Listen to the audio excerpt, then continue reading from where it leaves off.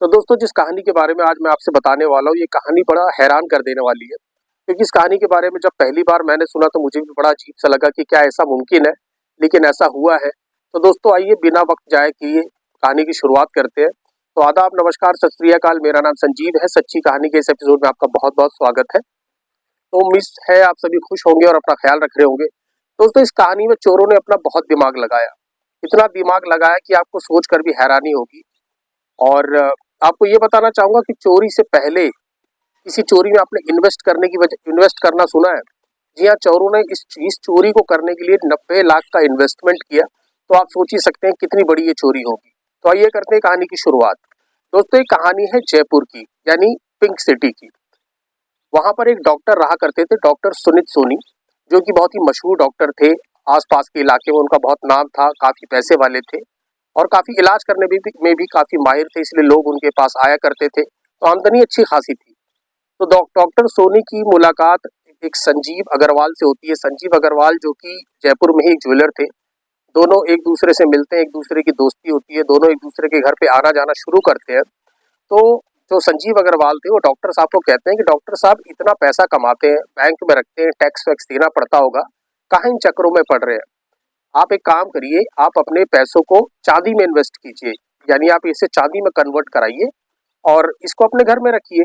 तो डॉक्टर साहब जो है अग्रवाल की बातों में आ जाते हैं और करोड़ों रुपए की चांदी अग्रवाल से खरीद लेते हैं। अब अग्रवाल उन्हें कभी क्रेडिट पे भी चांदी दे दिया करता था, क्योंकि वो पेशे से जूलर था।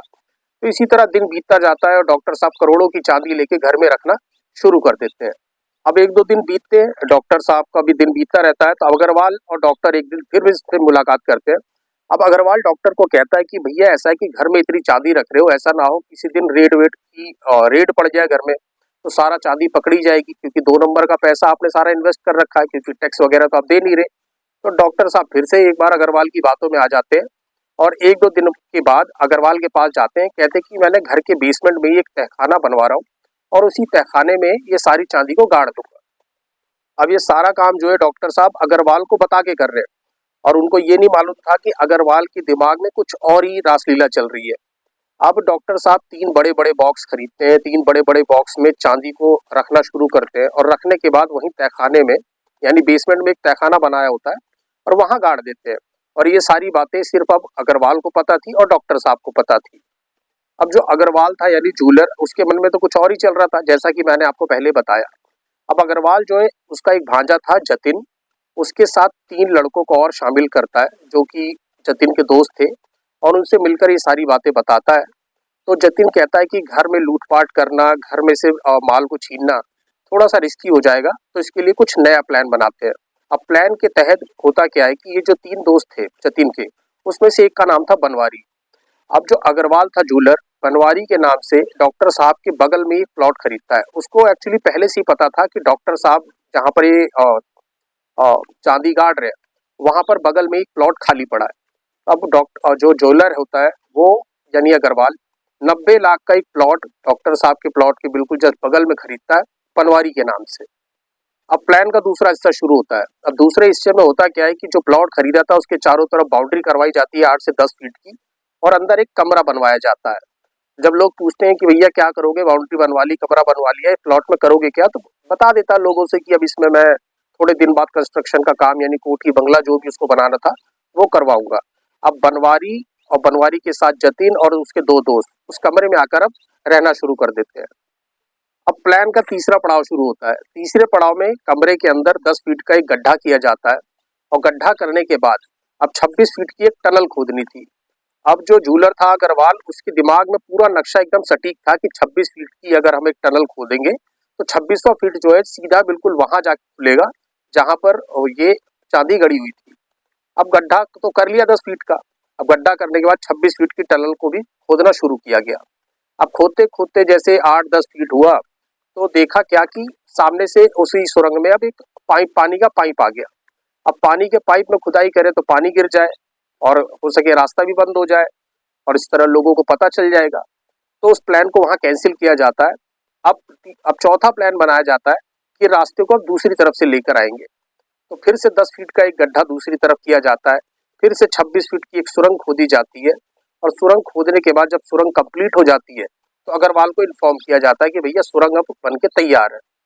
अब 2022 फरवरी का पहला हफ्ता बीतता है, 10 फरवरी आती है, अब अंजाम देने का दिन आता है काम को। तो क्या होता है कि जो अग्रवाल था जूलर और जो उसका भांजा था जतिन, जतिन अपने 3 साथियों के साथ सुरंग में घुसता है। अब घुसने के बाद वो 26 फीट जब पार कर लेता है तो वहां पर एक जहां पर बॉक्स गड़ा हुआ था बिल्कुल वहीं पर वो सुरंग में निकलते हैं तहखाने के अंदर, और वहां से गड्ढा खोदना शुरू करते हैं और 3 बॉक्स जो जिसमें चांदी भरी थी, सैकड़ों किलो चांदी थी, मैं आपको बताना चाहूंगा। धीरे धीरे करके वो चांदी को अब उस कमरे की तरफ सुरंग के रास्ते ले जाते हैं। इस काम में लगभग 2 से 3 दिन का टाइम लगता है क्योंकि चांदी काफी ज्यादा मात्रा में थी। और जब ये काम को अंजाम दे देते हैं, अंजाम देने के बाद चारों फरार हो जाते हैं, यानी जतिन और उसके 3 दोस्त फरार, और यहाँ से अग्रवाल भी फरार हो जाता है। अब इसी तरह दिन बीतता रहता है। डॉक्टर साहब बिल्कुल निश्चिंत होकर बैठे रहते हैं कि मेरे तहखाने में मेरी चांदी तो बिल्कुल सेफ पड़ी है। पर एक दिन क्या आता, पता नहीं क्या मन में आता है, 26 फरवरी का दिन था। वो एक बार तहखाने में देखने जाते हैं कि चलो देख लेते हैं सब कुछ सही सलामत है कि नहीं है। तो वो तहखाने में प्रवेश करते हैं। प्रवेश जा करके देखते हैं कि जहाँ पर उन्होंने चांदी गाड़ी हुई थी वहां मिट्टी के कुछ निशान थे और खुदने के कई निशान थे। तो वो जाते हैं आनंद फानन में भाग के, और गड्ढा वो भी थोड़ा सा खोदते हैं क्योंकि पहले से ही खुदा हुआ था। तो देखते हैं कि बॉक्स तो वहां पर मौजूद है, अब लेकिन बॉक्स में से जो सारी चांदी थी वो गायब थी। अब डॉक्टर साहब की हवा यहाँ से खराब हो जाती है कि करे तो क्या करे। अब डॉक्टर साहब डर के मारा पुलिस के पास जाने से भी कतरा रहे थे कि पुलिस को मैं क्या बताऊंगा कि इतनी सारी चांदी मैं कहाँ से लाया। पर डरते डरते पुलिस के पास जाते हैं और एक कंप्लेन करते हैं। कहते हैं कि मैंने पुश्तैनी मेरा जो खजाना था, मेरे को मेरे पुरखों से मिला था, वो खजाना मेरे पास रखा हुआ था, तो मैंने ऐसे ऐसा करके इसको तहखाने में गाड़ रखा था।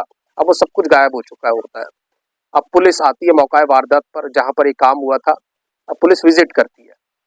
अब पुलिस जांच पड़ताल करती है। जांच पड़ताल में देखती है कि भैया जहाँ से बॉक्स रखे थे वहां से एक सुरंग निकली हुई है। अब पुलिस सुरंग में प्रवेश करती है तो देखती है ये सुरंग तो भैया बगल वाले प्लॉट में निकल रही है। तो पुलिस को लग जाता है कि हाँ भैया कहीं ना कहीं बगल वाले प्लॉट से सुरंग करके इस माल को चुराया गया। तब पुलिस उस प्लॉट का पता लगाती है कि प्लॉट किसका है। तो प्लॉट जो था वो बनवारी के नाम से था। अब बनवारी पता पता करते करते पुलिस जो है बनवारी तक पहुंचती है। अब बनवारी से पूछताछ करती है। अब बनवारी पहले तो ना नुकुर करता है, बताता है कुछ कि ऐसी मैंने प्लॉट खरीदा था बंगला बनाने के लिए। लेकिन पुलिस को उस पर शक होता है। पुलिस अपने तरीके से पूछताछ करती है। जब पुलिस अपने तरीके से पूछताछ करती है तो अच्छे से अच्छा इंसान उगल देता है। तो बनवारी भी उगलना शुरू कर देता है और बताता है कि मैंने जो जूलर थे संजीव अग्रवाल और उनका भांजा जो था जतिन, इन सब के साथ मिलकर इस काम को अंजाम दिया, और कैसे कैसे अंजाम दिया उसने पूरी कहानी बताई।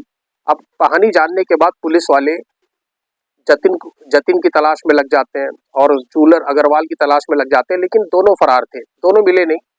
लेकिन जो बनवारी था और बनवारी के साथ जो 2 दोस्त थे, पुलिस उनको गिरफ्तार कर लेती है।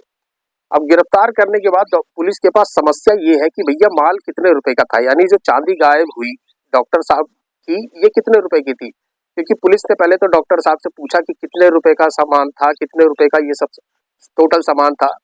तो डॉक्टर साहब ने अब डर डर के पुलिस वालों को बताया कि भैया संजीव अग्रवाल नाम का मेरा एक दोस्त था, जूलर था, उसने मुझे ऐसा ऐसा करने के लिए कहा, तो मैंने यहाँ पर चांदी गाड़ दी।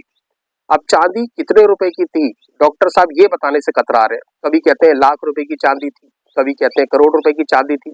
लेकिन पुलिस को ये अंदाजा जरूर हो चुका है कि जो 90 लाख रुपए का प्लॉट खरीदेगा चोरी करने के लिए, तो वाकई में यानी माल तो करोड़ों से ऊपर का होगा। तो अब डॉक्टर साहब कतरा रहे, कहीं इनकम टैक्स वाले मुझे ना पकड़ ले, कहीं गिरफ्तार न कर ले, मुझसे पूछताछ न कर ले कि कितने रुपए का माल था। तो डॉक्टर साहब अब ये बता नहीं रहे। अब यहाँ पर चांदी किस किस की होने वाली है ये तो आप ही समझ गए होंगे। क्योंकि अगर मान लीजिए अग्रवाल को और जतिन को पकड़ भी लिया जाता है तो वो तो कह देंगे इतने रुपए का माल था, ये लो भैया अपना माल लो, बाकी क्या करेंगे। अब पुलिस वालों को माल मिलता है तो वो कितने रुपए का माल जमा करेंगे, ये भी आप अच्छी तरह जानते हैं। तो इस पूरे केस में चांदी किसकी होने वाली है आप ही मुझे कमेंट बॉक्स में बता दीजिएगा। क्योंकि ऐसी कहानी तो पहले मैंने कभी सुनी नहीं थी और आज सुनी तो मैंने आपको के साथ साझा करना जरूरी समझी। तो दोस्तों ये थी एक छोटी सी कहानी जो कि बहुत ही अजीब कहानी थी। तो इसी तरह की कहानियां मैं आपके लिए लेकर आता रहता हूँ। तो अगर आपने चैनल को अभी तक सब्सक्राइब नहीं किया है तो सब्सक्राइब कर लीजिएगा। तब तक के लिए मुझे संजीव को इस कहानी के एपिसोड से विदा दीजिएगा। नमस्कार।